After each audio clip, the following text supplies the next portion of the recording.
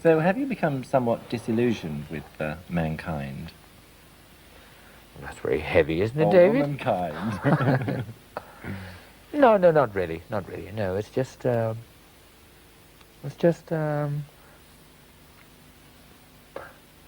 she's made me speechless, you know. What's up? It's Pluto. Welcome back to Classic Reactions, where we get into classic hits that I've never heard before. Yes, this is Classic Reactions Interview Edition. This is finally Freddie and David WIGG, 1985. Let's get into it.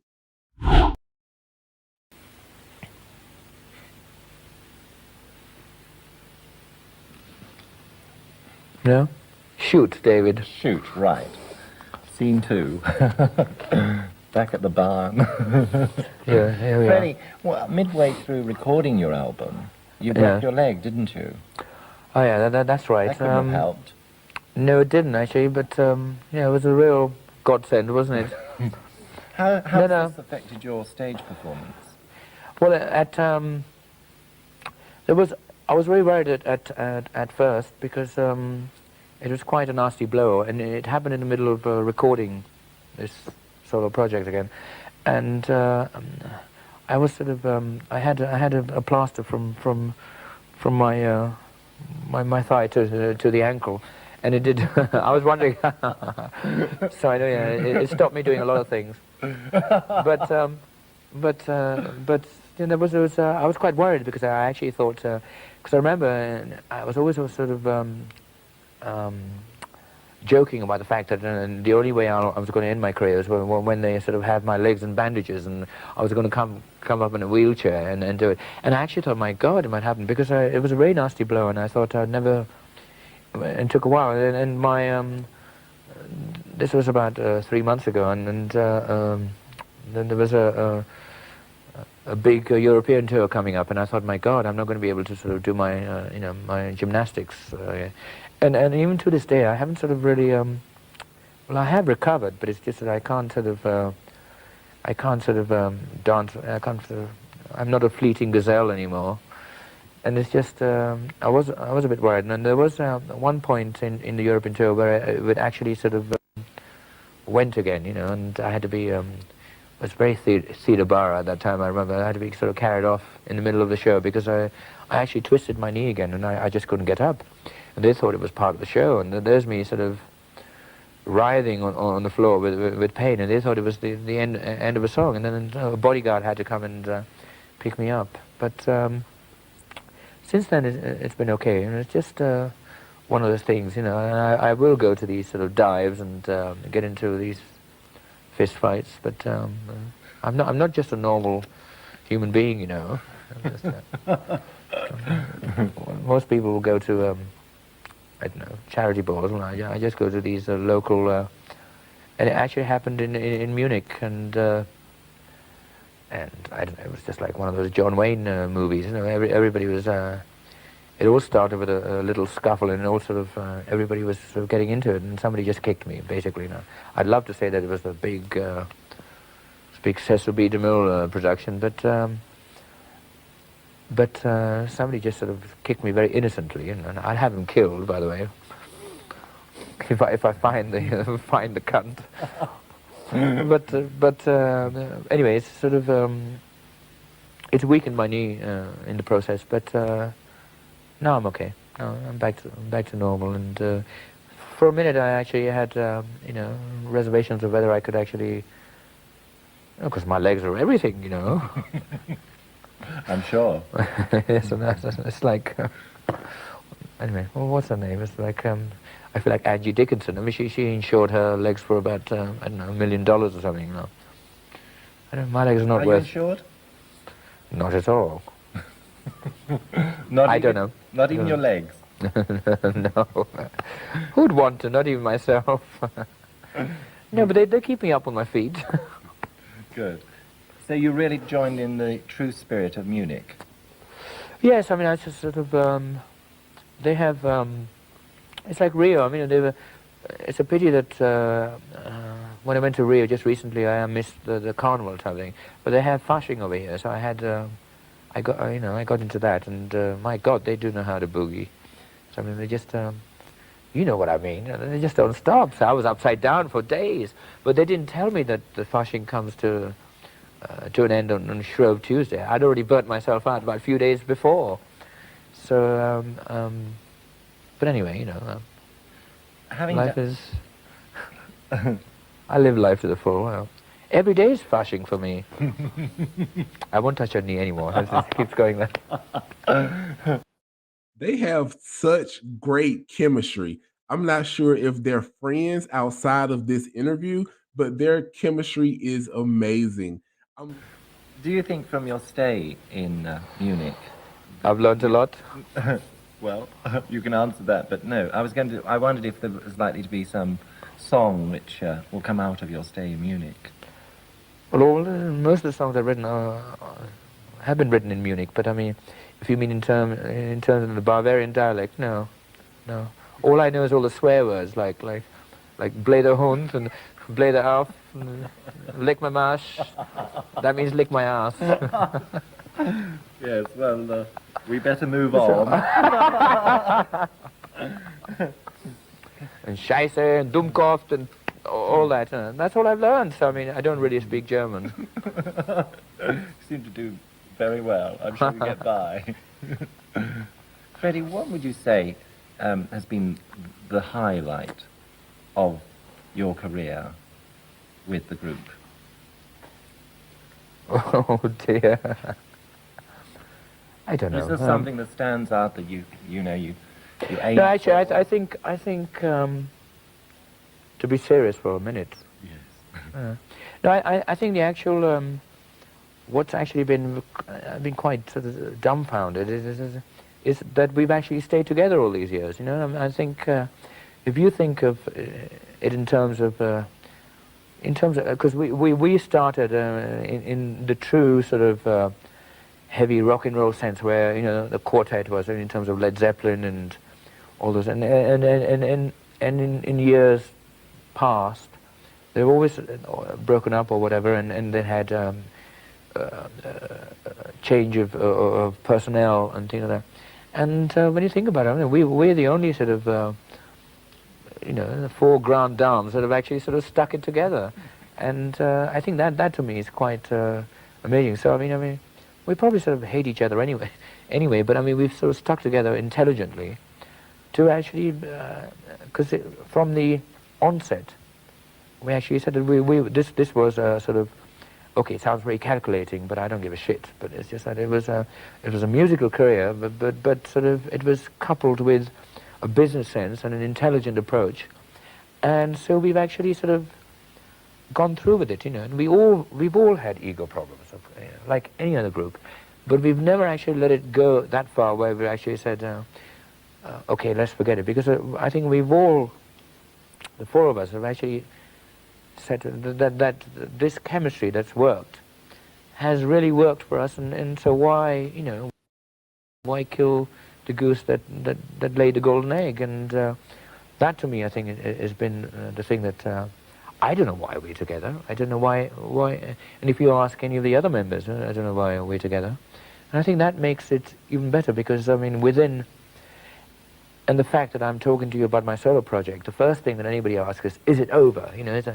And that to me is even more. And I think that my solo project is going to bring Queen even more together, even after all these years. And I think it's quite unique. And so we're not scared of. And in fact, we sort of help each other in a way to actually sort of enhance our sort of our sort of talent and energies towards certain projects that we're doing. And I know it's sort of loathsome for people to actually believe or think that, because they think immediately somebody's doing that, and that is the norm. But I mean, we're not the norm as a quartet, and that's why I think we keep on going, and in numerous solo projects, it's not going to stop us being together. So, Are you guys, that is amazing to have them be able to withstand all of that pressure and the ego, like he said, and the money, the fame, and still brilliantly stay together, yet branch off to do solo projects, but at the end of the day, come back together as one queen. They are brilliant, not just in their art, but in their business as well. Long may she reign. Are you surprised after Well, that's what I'm saying. Yeah, I am 13 years surprised. that you're I am still at the top? That you've Well, survived? it's not so much at the top. That's the thing. Being at the top and being together is the combination of the surprise that you're talking about. And I can't believe that we've still got both.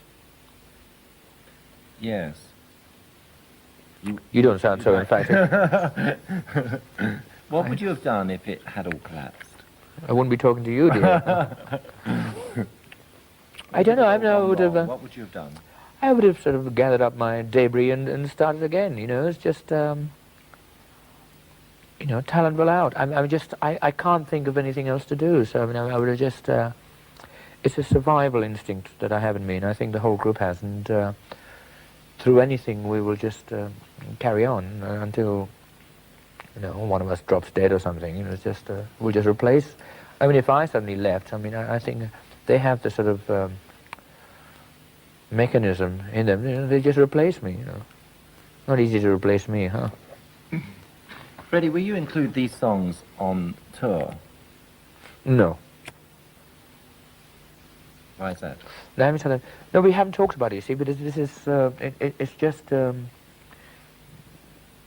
it's my first solo project, and it hasn't really got off the ground. I mean, you know, I know it will. And we haven't really talked about it. I think it's something that I want to do myself, and it's got, I don't want to sort of burden the others with it, you know. It's like, Roger did his solo project, and then it's something that you just do on the side and then you come back. Because there's so much to do with Queen anyway, that I don't think this has anything to do with Queen, or has any time. We don't have time to do that. I mean, in terms of Queen, we're going to sort of come up with another new Queen album, so we're going to do that. And I don't have that much time.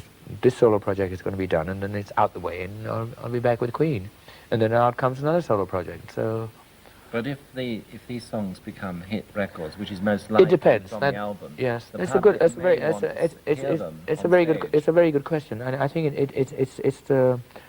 it depends on the policy of the band to whether to include them as a, because that's my solo thing, and when people pay their money to come and see Queen or whatever, they you know, they haven't come to see just me doing my solo project, because they don't want to suddenly become backing musicians for me. I mean, they want to be Queen, and I think that's quite right. So Very interesting dynamic. So they had solo projects, but when they performed as Queen, they really didn't perform their solo stuff. I haven't heard them perform solo stuff in concert. You guys let me know. Did they normally perform their solo stuff while in concert as Queen? at the moment we haven't talked about it, and we have enough songs to last for days. You know, it doesn't matter. They don't have to do my my solo stuff, and I'm quite prepared to just leave it at making a good album and making very strong videos to go along with it, and that's about it. You know, that's all they get. There must be times when you do need to turn to someone and speak to someone about personal problems, or Yeah, no, I have lots very important, a very important decision perhaps in your life. True, Who's that one person you would turn to? I have a lot of mirrors. He doesn't take anything serious. I love it. You can't take life too serious. You have to have fun. You have to live in your passion, and that's what he was doing. I don't. Actually, it's just I don't know. I'm very sort of I'm the skin of a rhinoceros. You know, I just I don't know. I don't have that many people to turn to. And the only one, if you're talking about it, is Mary, who's long.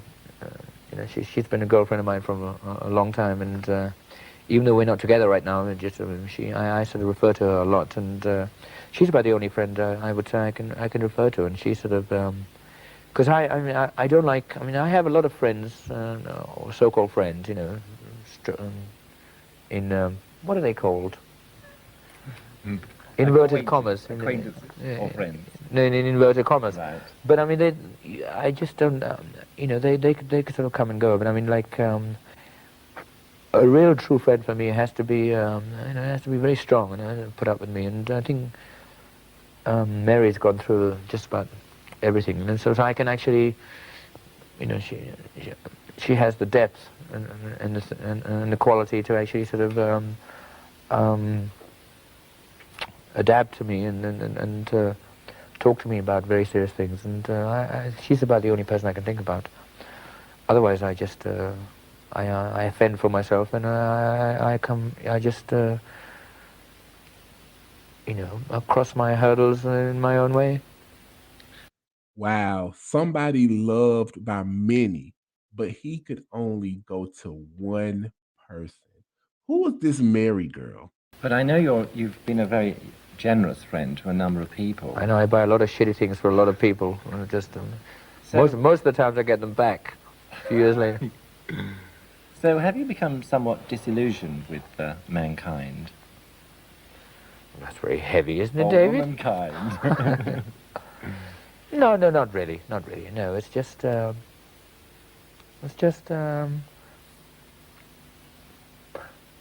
she's made me speechless. Wow, Freddie speechless? Great job, David. Well, Rudolf Nureyev said that he didn't like having... Well, he has a pink house. He's lucky. He said that he worked hard because it was the only thing that didn't let him down. He found people did. Is that your attitude? Did you actually say that? Oh, Yes. In Russian? No, to me. In English. In English. I don't speak Russian. That's very good. Yeah. Is Yeah, that that's your true. attitude? That's true to a sense. That's true to a sense. Sometimes you hide behind your work in the end. That's the only thing you got. And in fact, that is very true. In the end, when people let you down, what happens is you basically you just want to go on stage, and then there are all these people who are, it's very gratifying. They all sort of want you, or they adulate, but you're still untouchable. But that to me is about as far as I can go. When I come back to, that's my that's my fantasy, and then I come back to reality, and I don't have anybody to actually sort of give me that. And yes, I mean that's right. I mean I can when I have nothing else to do, I hide behind that. That's what keeps me going. So are you somewhat suspicious? Oh yeah, I told you, I'm very skeptical, very suspicious of. Oh yes. The higher I climb up that ladder, the fewer, the more, the bigger the barrier becomes around me, and I don't know why, but I mean, I'm quite willing to open up to a lot of people, because I mean that's what people want. That's what an individual like me wants. But I mean, I find the more I open up, the more I get hurt. So I mean, it's basically what happens is, I'm just riddled with scars, and I just don't want any more. I don't want any more. So I mean, you do shut yourself off. It is an awful thing. It's an awful thing, but. So this is why it's difficult to get to know you, because you do make it difficult for people to get through to you, don't you? Yes, I don't want every Tom, Dick, and Harry to come, nor does anybody. I'm not saying, in terms of that. I mean, you talk. It doesn't mean it's just me. I think everybody has that kind of thing. It doesn't matter what you're, a bricklayer or somebody who's in a sweet shop or a butcher. I mean, it's just. They all have that kind of thing, It doesn't Do you mean think so? Yes. Wait a minute. I agree. I'm so similar to Freddie in this regard. I do not let a lot of people in to my life. I'm very private, very closed off. It doesn't mean that all these people like everybody. They all have their pros and cons. I mean, they hate people, and you all have. Okay, because I'm successful and I have a lot of money, you have a lot of greedy people that want. But that's something that I've learned, and is as part of something I've taken on, and I have to learn to deal with it. Being a world famous rock star, does this make it more difficult for you to actually keep a friendship going? Yes, yes, because I think it's harder for other people to try and understand me as a normal person. Because basically, in terms of, because you're talking about relationships, which is good. So basically, when it comes to a relationship, it doesn't matter who you are. If you're the Queen of England or, you know, or Mary Potts from Bognor, it doesn't. When it comes to love and a relationship, you're equal. But and then when it comes down to in terms of success and when you're a celebrity or whatever, it's hard to approach somebody and say, look, you are normal underneath it. You have to sort of, and so I think you are handicapped. Basically, so basically you have to sort of overcompensate in that way. And basically what happens then is that you're trying so hard to tell other people that, look, you're normal underneath in terms of love, whatever. It just so happens that I'm successful and I have a lot of money, and then, and when that happens, you find yourself in a very, very sort of difficult and vulnerable position, because then what happens is they tread all over you because Oh man, I'm guessing that was not the full interview. Hey, that was the longest version I could find. Great interview. You guys listen, I think David did an amazing job. He allowed Freddie to be himself, which is fun, silly, and lighthearted, but David was still able to get amazing questions.